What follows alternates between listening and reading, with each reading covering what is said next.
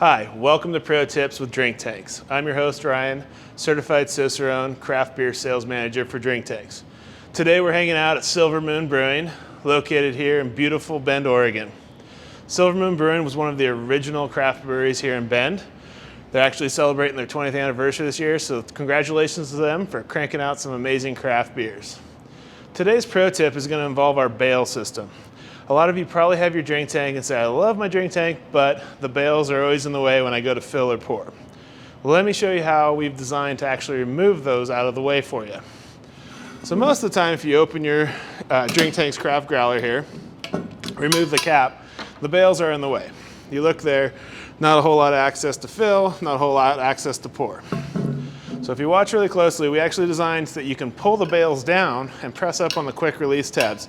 That's actually going to lock the bales out of the way so you have access to the mouth of the growler. So you can fill it, pour it, and if you choose, you can chug it. So let me show you how that works really quick again, in case you missed it the first time.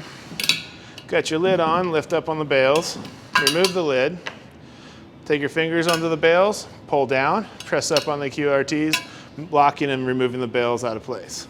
So at that point, you're able to fill the growler, pour the growler. Once you've dispensed your beer, you're gonna put the lid on just like you normally would.